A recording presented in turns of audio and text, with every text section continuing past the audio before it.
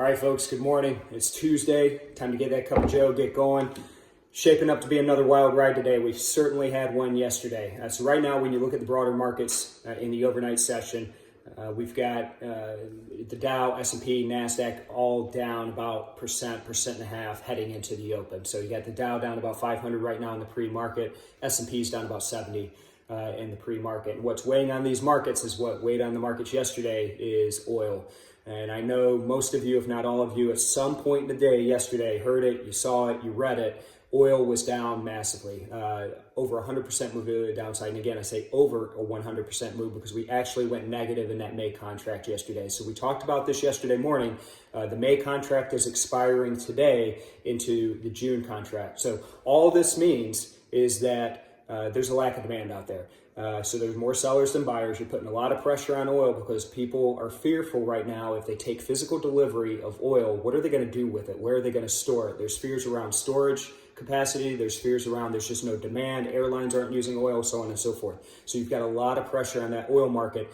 And there's a good probability that we're going to continue to see volatility, particularly in oil, over the next couple days, weeks, so on and so forth. So a lot going on there, and that's starting to leak over into the equity markets as we've seen in the past, putting some pressure on the equity markets. So again, heading into the open, we're down about a percent and a half in the equity markets. And looking at that June oil contract, we're down 20% at the moment, trading about $16 and change in that June contract. So really some unbelievable moves in oil. Look at some of the other markets, currencies. We've got stronger dollar this morning, particularly in that pound dollar.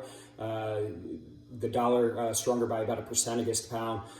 You look in the commodities, we've got gold being leaned on again, so down about 2% in the pre-market. So a lot going on. We've still got a VIX sitting at 46-ish right now, so pricing in about a 3% daily move.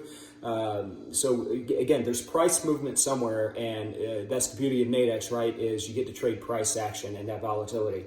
Right now, you're definitely seeing it in gold, which could, by the end of the day, could leak over into the equity market. So continue to stay tuned in our social media channels. I'll update you again tomorrow, and we'll keep you posted on where we're seeing that volatility. Take care, folks. Bye-bye.